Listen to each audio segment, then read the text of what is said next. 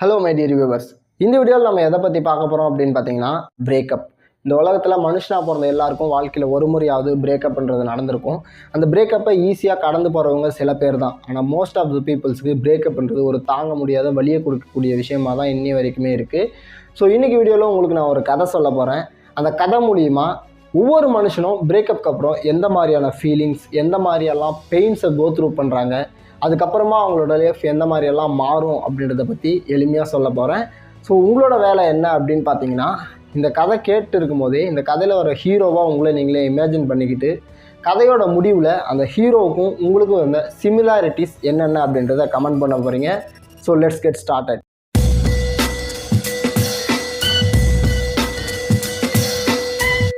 இந்த கதையில் ஒரு ஹீரோ, ஒரு ஹீரோயின் ரெண்டு பேரும் காதலிக்கிறாங்க.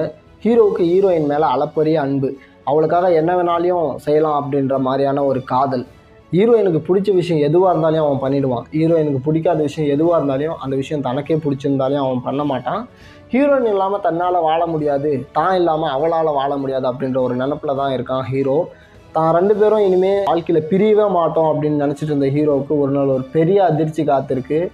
எப்பவும் நைட்டில் கால் பண்ணுற ஹீரோயின் அன்றைக்கி நைட்டு கால் பண்ணல.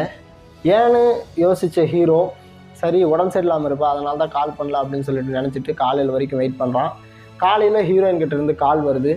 நம்ம ரெண்டு பேரும் மீட் பண்ணலாமா அப்படின்னு சொல்லிட்டு ஹீரோயின் கேட்குறா. சந்தோஷத்தில் ஹீரோயினை மீட் பண்ண வேக வேகமாக போகிறான் ஹீரோ. எப்பவும் அவங்க ரெண்டு பேரும் வழக்கமாக மீட் பண்ணிக்கிற இடத்துல மீட் பண்ணுறாங்க. ஹீரோயினை பார்த்த சந்தோஷத்தில் அவளை கட்டி பிடிக்கலான்ட்டு போகிறான் ஹீரோ. ஆனால் அவன் கட்டி பிடிக்க வர்றது அவளுக்கு பிடிக்காத மாதிரி அவனை தடுக்கிறான். ஏன் என்னாச்சு அப்படின்னு சொல்லிட்டு கேட்கும்போது, நம்ம ரெண்டு பேருக்கும் செட் ஆகாது, நம்ம பிரேக்கப் பண்ணிக்கலாம் அப்படின்னு சொல்லிட்டு ஹீரோயின் சொல்கிறான். ஃபஸ்ட்டு ஷாக் ஆன ஹீரோ அதுக்கப்புறம் சிரிக்கிறான். ஏன் சிரிக்கிறான் அப்படின்னா, ஹீரோயின் தன்னை ப்ராங்க் பண்ணுறதா அவன் நினச்சிட்டு சிரிக்கிறான். ஆனால் அவள் ப்ராங்க் பண்ணல, உண்மையாக தான் சொல்கிறா அப்படின்றத அவளோட ஃபேஷியல் எக்ஸ்ப்ரெஷன்லேருந்து புரிஞ்சுக்கிட்ட ஹீரோவோட முகம் கொஞ்சம் கொஞ்சமாக மாறுது. ஏன் என்னாச்சு அப்படின்னு சொல்லிட்டு இப்போ சோகமான குரலில் அவன் கேட்குறான். அதை கேட்ட ஹீரோயின், என்கிட்ட எதுவும் கேட்காத, நமக்கு செட் ஆகாதுன்னா செட் ஆகாது, இனிமேல் எனக்கு ஃபோன் கால் மெசேஜஸ் எதுவும் பண்ணாத அப்படின்னு சொல்லிட்டு அந்த இடத்துல இருந்து போயிடுறா. திடீர்னு அவனுக்கு உலகமே இருண்ட மாதிரி ஆகுது. இவ தான் தான் உலகம், இவ இல்லாமல் தான் வாழ்க்கையே இல்லை அப்படின்னு நினச்சிருந்த ஹீரோ திடீர்னு அவன் தன்னை பிரேக்கப் பண்ணிட்டு போகிறா அப்படின்றத நினைக்கும் போது அவனால் எதுவுமே யோசிக்கவே முடியல. இந்த உலகமே அவனுக்கு இருண்ட மாதிரி ஆகுது. சரி, தான் மேலே கோவத்தில் இருப்பா, அதனால தான் இப்படி பேசிட்டு போகிறா, கோவம் தணிஞ்சால் நைட்டு அவளே மறுபடியும் கால் பண்ணுவா அப்படின்ற நம்பிக்கையோடு வீட்டுக்கு போகிறான் ஹீரோ. நைட்டு அவளோட ஃபோன் கால்க்காக வெயிட் பண்ணுறான்.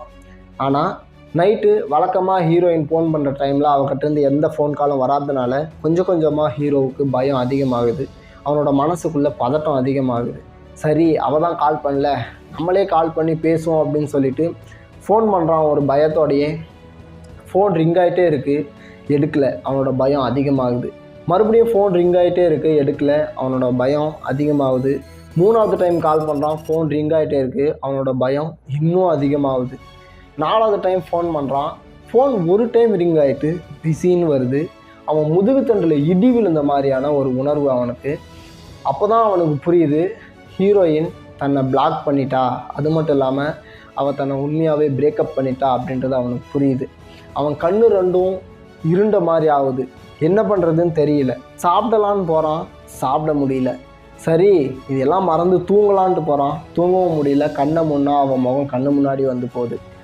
எப்படியோ கஷ்டப்பட்டு ஒரு வழியாக தூங்கி மறுநாள் காலையில் எழுந்த ஹீரோவுக்கு முதல்ல அவன் நினப்பில் வர்றது, நேற்று நடந்த விஷயம்லாம் ஒரு கனவாக இருக்கக்கூடாதா, இப்போ காலையிலே அவள் தனக்கு ஃபோன் பண்ணக்கூடாதா அப்படின்னு சொல்லிட்டு தோணுது. ஆனால் நேற்று நடந்ததெல்லாம் கனவு இல்லை, நிஜம்தான் அப்படின்னு உணர்ந்த ஹீரோ பதறி போய் பெட்லேருந்து எந்திரிக்கிறான்.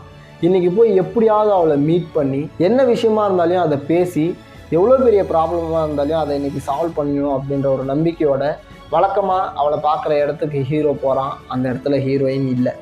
சரி, அவளுக்கு கால் பண்ணலாமேன்னு கால் பண்ணி பார்த்தா ஆல்ரெடி பிளாக் பண்ண நம்பர் பிஸின்னு தான் வருது. ஹீரோயின் தன்னை பிளாக் பண்ணிட்டா அப்படின்ற விஷயம் தெரிஞ்சும் மறுபடியும் அவளுக்கு ஃபோன் பண்ணி பார்க்குறான், ஃபோன் போல. அவள் என்றைக்கா இருந்தாலும் தன்னை மறுபடியும் தேடி வந்துடுவா அப்படின்னு சொல்லிட்டு தினமும் அவள் வர இடத்துக்கு போய் பார்க்குறான். ஆனால் அவன் அங்கே இல்லை. பயங்கரமான ஒரு லோன்லினஸை ஃபீல் பண்ணுறான். அவனை சுற்றி அம்மா, ஃப்ரெண்ட்ஸு, ரிலேட்டிவ்ஸு அப்படின்னு சொல்லிட்டு அவன் மேலே பாசம் காட்ட அத்தனை பேர் இருந்தாலையும் அவனோட மனசு என்னமோ அவளோட பாசத்தை நோக்கி இயங்குது. தான் வேணான்னு விட்டுட்டு போனால் அவள் திரும்ப நம்மக்கிட்ட வந்துடுவா அப்படின்ற ஒரு நினப்போடையே அவன் வாழ்ந்துட்டுருக்கான். ஒவ்வொரு டைம் அவனோட ஃபோனு ரிங் அடிக்கும் போதும் அந்த ஃபோன் அவகிட்டேருந்து வந்த காலாக இருக்கக்கூடாதா அப்படின்னு சொல்லிட்டு அவன் மனசு இயங்கும். ஒவ்வொரு டைம் ஒரு அன்னோன் நம்பர்லேருந்து ஃபோன் வரும்போதும் அவன் எடுத்து சொல்கிற பேர் அந்த ஹீரோயினோட பேராக தான் இருக்கும். சரி, வீட்டை விட்டு வெளியே எங்கேயாச்சும் போகலான்ட்டு போனால் அவங்க 2 பேரும் சேர்ந்து சுற்றின இடத்தெல்லாம் பார்க்கும்போது அவனை அறியாமையே அவனுக்கு கண்ணீர் வரும். சரி, வீட்டுக்குள்ளேயே இருக்கலான்னு பார்த்தா ஹீரோயின் கூட சேர்ந்து பேசின நேரம்லாம் என்ன பண்ணுறதுன்னு தெரியாமல் அந்த டைமில் வர மனசு வலியை போக்குறதுக்காக ஆல்கஹாலுக்கு அடிமையாகிறான் ஹீரோ. ஸோ இப்படியே அவங்க பேசிகிட்டு இருந்த நேரம், அவங்க பார்த்துக்கிட்ட நேரம் இதெல்லாம் மறக்கணுன்றதுக்காக குடிக்கு அடிமையாகி ஒரு ஆல்கஹாலிக் அடிக்டாகவே மாறுறான் ஹீரோ. இப்படியே பல நாள் ஓடுது. ஸோ பல நாளுக்கு அப்புறம் அவனோட பழைய ஃப்ரெண்ட், ஹீரோவோட பழைய ஃப்ரெண்டு ஒருத்தன் அவனை பார்க்குறதுக்காக வரான். வந்து பார்த்த அந்த ஃப்ரெண்டுக்கு ஒரு பயங்கரமான ஷாக். ஒரு பர்ஃபெக்ட் ஜென்டில்மேனாக இருந்த தன்னோட நண்பன் ஒரு ஆல்கஹாலிக் அடிக்டாக மாறிக்கிறத பார்த்து ஷாக்கான நண்பன் ஹீரோவை எழுப்பி என்னாச்சுடா அப்படின்னு சொல்லிட்டு கேட்குறான். ஹீரோ அழுந்துக்கிட்டே நடந்த விஷயத்தையெல்லாம் சொல்கிறான். ஹீரோ சொன்ன கதையெல்லாம் கேட்ட அந்த நண்பன் ஹீரோ கிட்ட ஒரே ஒரு வார்த்தை தான் சொல்கிறான். உன்னை வேண்டான்னு ஒதுக்கி தள்ளிட்டு போனவளை நினச்சி நீ இவ்வளோ கஷ்டப்படுறியே, உன்னை வேணும், நீ சந்தோஷமாக இருக்கணும் அப்படின்னு சொல்லிட்டு உன் மேலே அன்பு காட்டுறதுக்காக உன்னை சுற்றி இத்தனை பேர் இருக்காங்களே, அவங்கள பற்றி ஒரு டைமாவது யோசிச்சு பார்த்தியா அப்படின்னு சொல்லிட்டு ஒரு வார்த்தை சொல்கிறான். இன்னொன்று, நீ உன்னை பற்றி யோசிச்சியா, அவளுக்காக நீ உன்னோட வாழ்க்கையை நீ கெடுத்துட்டு இருக்க, உன்னோட உடம்பை நீ கெடுத்துக்கிட்டு இருக்க அப்படின்னு சொல்லிட்டு நான் நண்பன் சொன்னதும் அப்போ தான் அவன் ரியலைஸ் பண்ணுறான், அவள் போயிட்டா, இனிமே நம்ம வாழ்க்கையில் அவள் இல்லை அப்படின்றத அப்போ தான் அவன் ரியலைஸ் பண்ணுறான். ரியலைஸ் பண்ணிவிட்டு தன்னை சுற்றியும் பார்க்குறான். சுற்றியும் வெறும் சரக்கு பாட்டிலாக இருக்குது. அந்த சரக்கு பாட்டிலில் ஒரு பக்கமாக தான் எப்பயாவது மாறிடுவோம், தான் பையன் எப்பயாவது திருந்திடுவான் அப்படின்னு சொல்லிட்டு ஏக்கத்தோடு இருக்கிற அவங்க அம்மாவையும் பார்க்குறான்.